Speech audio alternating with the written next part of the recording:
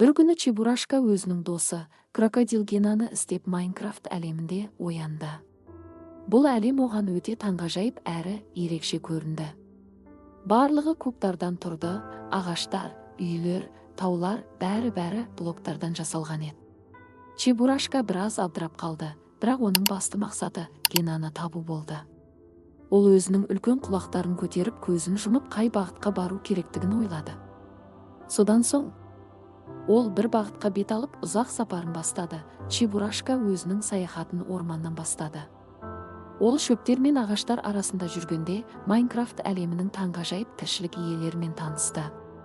Бірінші кездескен тіршілік иесі кішкентай блокты құмырсқа болды. Құмырсқа Чебурашкаға қайда бара жатқанын сұрады. Чебурашка өзінің досы крокодил Генаны іздеп жүргенін айтты. Құмырсқа оған жақын маңдағы ауылда адамдар мен жануарлар тұратынын және мүмкін сол жерде Генаны табуға болатынын айтты. Чебурашка ауылға қарай жүрді. Ауылдың блокты үйлері мен тұрғындары оған өте қызықты көрінді. Ол ауыл тұрғындарына жақындап, оларға өзінің досын іздеп жүргенін айтты. Бірақ олар Генаны көрмегенін айтып, оған жол көрсетуді ұсынды. Ауыл тұрғындары Чебурашкаға жақын маңдағы тау шыңына баруды ұсынды, өйткені олар сол жерден үлкен жасыл жаратылысты көргендерін айтты.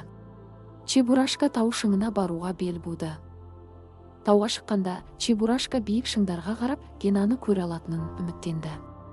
Ол жол бойы әр түрлі тіршілік иелерімен кездесті, тау ешкілері, шошқалар, тіпті үлкен зомби. Бірақ олардың ешқайсысы Генаны көрмеген екен. Чебурашка шыңға шыққанда бірден көзіне үлкен көл түсті. Оның суы мөлдір әрі таза еді, ал айналасы орманмен қоршалған болатын.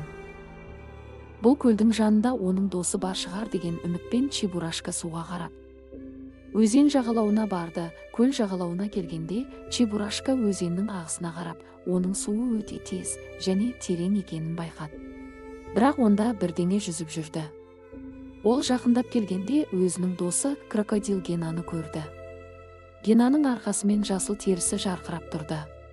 Генаны көргеніне қуанып, Чебурашка оған қатты айғайлап оны шақырды. Гена бұрылып, Чебурашканы көргенде қуанып кетті. Олар бір-бірін көріп құшақтаса кетті. Гена мен Чебурашка бірге отырып, өткен уақыт туралы әңгімелесті. Гена Майнкрафт әлемінде не үшін жүргенін, қалайша су астында қалып кеткенін айтып берді. Ол өз досының табатынын күткенін, бірақ оған жету үшін ештеңе істей алмайтынын айтты. Чебурашка Генаға онымен бірге ауылға баруды ұсынды, өйткені ауыл тұрғындары оларға көмектесуге дайын еді. Чебурашка мен Гена ауылға бірге келді. Ауыл тұрғындары оларды қуана қарсы алды. Олар Генаны құшақтап, оған жылы киімдер мен тамақ берді.